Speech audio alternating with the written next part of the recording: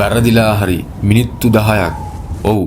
හරියටම මිනිත්තු 10ක් විතරක් මේ පරිසරයේ එළියට වෙලා හිටියොත් මරණය 100%ක්ම නියතයි. අද අපි යන්නේ සිතිවෙන් පිට ලෝකයේ මිනිස්සු ජීවත් වෙන සීතලම ගම්මානයට.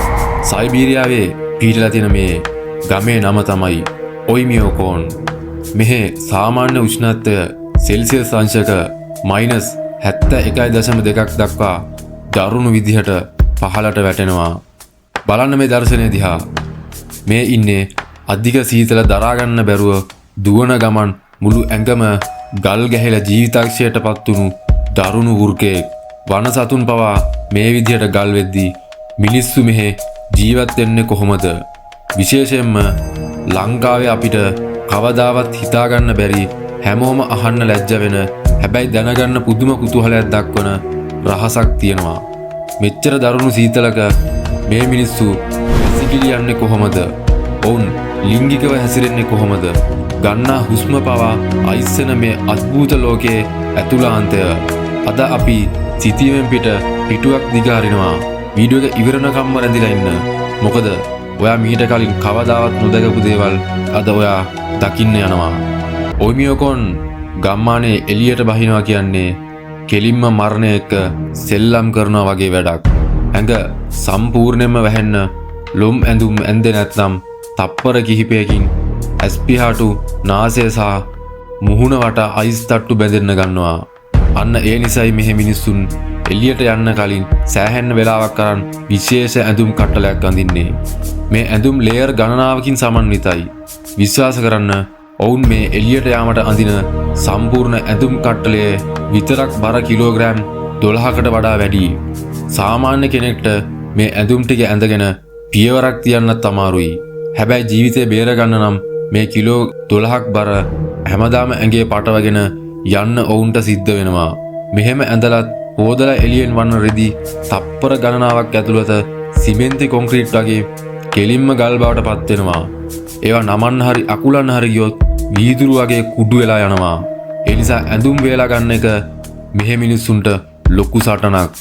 ලංකාවේ අපිට පයිප් එකක් අරපු ගමන් වතුර ආවට ඔයිමියෝකෝන් වල පයිප් සවි කරන්න බෑ. මොකද පයිප් ඇතුලේ තියෙන වතුර මිදිලා පයිප් පුපුරලා යනවා. එහෙනම් මෙයාලා බොන්න වතුර ගන්නෙ කොහෙන්ද? මේ මිනිස්සු කරන්නේ මිදුණු ගංගාවල තියෙන ඝන අයිස් තට්ටු පොරවල් වලින් කපන එකයි. ඒ අයිස් කුට්ටි ගෙවල් අතුලට අරන් ඇවිල්ලා ලිපේ තියලා දිය කරලා තමයි ඔවුන් වතුර සකස් කරගන්නේ. ඒ වගේම මේ පරිසරයේ කිසිම එළවලුවක් පළතුරක් පවන්න බෑ. ඒ නිසා මෙහි මිනිස්සුන්ගේ ප්‍රධානම ආහාර වෙන්නේ සතුන් දඩයම් කිරීමෙන් ලබා ගන්නා රන්දියර් මස් සහ මිදුණු ගංගා වලින් බාන මාළු විතරයි. ඔවුන් ඒ මස් වර්ග අමුවෙන්ම තුනී තීරු වලට කපලා ලුණු දාලා කෑමට ගන්නත් පුරුදු වෙලා ඉන්නවා. මේ මාළු සහ මස් ගැන කියද්දි ඔයාලා පුදුම වෙන තවත් කතාවක් තියෙනවා. මේ ගමේ තියෙන එලිමහන් මාළු මාකට් එකට ගියොත් දකින්න ලැබෙන්නේ පුදුමාකාර දර්ශනයක්. කඩවල් වල මුදලාලිලා මාළු විකුණන්න තියන් ඉන්නේ නිකම්ම ලෑලි උඩ හිටවලයි. ඒවා හරියට ඩී කෝටු කෑලි වගේ කෙලින් අතට හිටවලා තියන් ඉන්න පුළුවන් තරමටම සීතලට ගල් වෙලා තියෙන්නේ. කවුරු හරි මාළු කිලෝ එකක් ඉල්ලුවොත් ඒවා සාමාන්‍ය පිහියෙන් මොනම විදිහකටවත් කපන්න බෑ. පොරවකින් ගහලා හරි කියතකින් කපලා හරි තමයි ඒවා කෑලි වලට වෙන් කරලා දෙන්න වෙන්නේ. තවත් දෙයක් තමයි මෙහි තියෙන තවත් ජනප්‍රියම කෑමක් තමයි ස්ට්‍රොගනිනා කියන්නේ. මේක හදන්නේ කොහොමද දන්නවද? අර ගඟෙන් බාලා ශනිකව මිදුණු අමු මාළුවන්ගේ කොරපොතු ටිකක් අයින් කරලා ඉතාමත් තුනී තීරු වලට සූරලා ගන්නවා. හරියට ලී කුඩු වගේ සූරලා ගන්න මේ අමු මාළු තීරු ලුණු සහ ගම්මිරිස් කුඩු වල තවරලා කෙලින්ම කටේ දා ගන්නවා. ඇඟ ඇතුළත රත් කරගන්න මෙහි මිනිසුන් මේ අමු මාළු කෑමට පුදුම රුචිකත්වයක් දක්වනවා. කෑම විතරක් නෙවෙයි මේ වගේ පරිසරයකදී උණු උණුවේ නූල්ස් එකක් හදලා එළියට අරන් ගියොත් තවත් පුදුම වැඩක් වෙනවා. තප්පර 15ක් 20ක් යන්න කලින් ඒ නූඩල්ස් එක සහ ඒක කන්න ගන්න ගෑරප්පුව පවා හුළඟේ ඒ විදිහටම ගල් වෙනවා.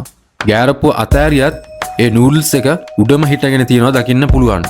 ඒ වගේම තවත් පුදුම හිතෙන දෙයක් තමයි එම්පෙම්බා ඉෆෙක්ට් එක. හොඳට නටන උණු වතුර කෝපයක් අරන් මේ අධික සීතල තියෙන අහසට විසිකලොත් මොකද වෙන්නේ? ඒ වතුර බිමට වැටෙන්නේ දියරයක් විදිහට නෙවෙයි. අහසට විසිකරනවත් එක්කම ශනිකව ඒ උණු වතුර හිම කුණාටුවක් වගේ අයිස් කැට බවට පත් වෙලා තමයි බිමට වැටෙන්නේ.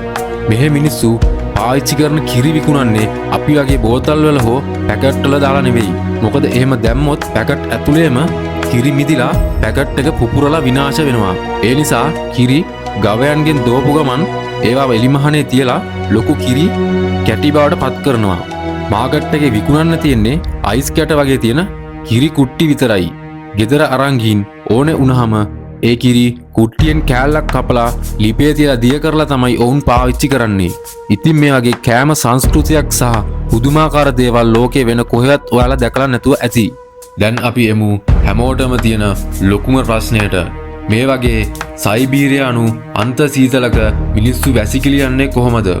ඔයිමියෝකෝන් වල තියෙන ගොඩක් වැසිකිලි පිහිටලා තියෙන්නේ ගෙවල් වලින් පිටත හිම තට්ටු මැදයි. ඉතින් සෙල්සියස් අංශක -60ක සීතලේ රෑ තිස්සේ ගෙයින් ගෙට ගිහින් වැසිකිලි පාවිච්චි කරනවා කියන්නේ ඇඟ කිලිපොලා යන වැඩක්. මිනිත්තු 2-3කට වඩා එළියේ හිටියොත් සිරුරේ සංවේදී කොටස් ෆ්‍රොස්බයිට් තත්ත්වයට පත් වෙලා සදහටම ආක්‍රමණය වෙන්න පුළුවන්. ඒ නිසා ඔවුන් ඊටාම වේගෙන් මේ කටයුතු නිම කරන්න ඕනේ. හරි. එතකොට මේ සීතලේ මෙයාලා ලිංගිකව හැසිරෙන්නේ කොහොමද? ඇත්තම කතාව මේකයි. එළියේ උෂ්ණත්වය -71.2ක් වුණාට මේ මිනිස්සුන්ගේ ගෙවල් ඇතුළත සෑහෙන්න උණුසුම්. රුසියානු සම්ප්‍රදායික දැව උදුන් සහ තාපන පද්ධති නිසා ඔවුන්ගේ ගෙවල් ඇතුළාන්තය ආරක්ෂා වෙනවා. ගෙවල් ඇතුලේ උෂ්ණත්වය සෙල්සියස් අංශක 20-25 අතර සුව පහසු මට්ටමකමයි තියෙන්නේ. ඒ නිසා ගෙවල් ඇතුළත ඔවුන්ට සාමාන්‍ය විදියට සැහැල්ලු ඇඳුමකින් සැරසිලා තමන්ගේ සහකරු හෝ සහකාරිය එක්ක කාලය ගත කරන්න කිසිම බාධාවක් නැහැ. ඇත්තටම විද්‍යාත්මකව හොයාගෙන තියෙනවා මේ වගේ අධික සීතල කාලගුණයකදී මිනිස්සු එලිමහන් වල වැඩ කරන එක නතර කරලා ගෙවල් වලටම කොටු වෙනවා කියලා. ඒ නිසා ඔවුන් එකිනෙකා අතර බැඳීම සහ ලිංගික උත්තේජනය සාමාන්‍ය මිනිසුන්ට වඩා වැඩි. සීතලෙන් බේරෙන්න තියෙන ස්වභාවිකම ක්‍රමය තව කෙනෙකුගේ සිරුරේ උණුසුම ලබා ගන්න එකයි. අන්න ඒ නිසා මේ කටයුත්ත ඔවුන්ගේ ජීවිතේ ප්‍රධානම අංගයක් වෙලා තියෙනවා. හැබැයි වැරදිලා හරි රත් නොකරපු තැනක හෝ එලිමහනකදී මෙහෙම හැසිරෙන්න ගියොත් ඒක කෙලින්ම මරණයෙන් කෙලවර වෙන අනතුරක්. මෙහෙ තියෙන තවත් පුදුම හිතෙන දෙයක් තමයි වාහන භාවිතය. මෙහෙ කෙනෙක් ගාව වාහනයක් තියෙනවා නම් එයා ඒක ගරාජ් එකකින් පිටත නවත්තනවා නම් එයාට ලොකු වැඩක් කරන්න වෙනවා. ඒ වාහනේ එන්ජිම දවසම ඒ කියන්නේ පැය 24ම පණ ගන්නලා තියන්න. මොකද එකපාරක් හරි එන්ජිම නිමා දැමුවොත් එන්ජින් ඔයිල් සහ බැටරිය සම්පූර්ණයෙන්ම මිදිලා ගල් වෙනවා. ආයෙ ඒක ස්ටාර්ට් කරන්න නම් ලොකු ගින්නක් ගහලා වාහනේ රත් කරන්න වෙනවා. ඒ වගේම ස්මාර්ට් ෆෝන් එකක් එළියට අරන් ගියොත් විනාඩි 2ක් විතර පාවිච්චි කරොත් ඒක තවත් ප්‍රශ්නයක් වෙනවා. අධික සීතල නිසා ෆෝන් එකේ බැටරිය බිඳුවටම බහැලා ෆෝන් එක ඕෆ් වෙලා යනවා.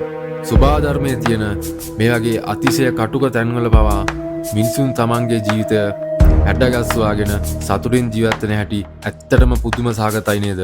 ඉතින් ඔයාලා මොකද හිතන්නේ මේ ඔයිමියෝකෝන් ගම්මානය ගැන? ඔයාලට දවසක් හරි මෙහෙ ජීවත් වෙන්න ලැබුණොත් ඔයාලා මොකද කරන්නේ? අනිවාර්යෙන්ම පල්ලෙහායින් කමෙන්ට් එකක් දාන්න.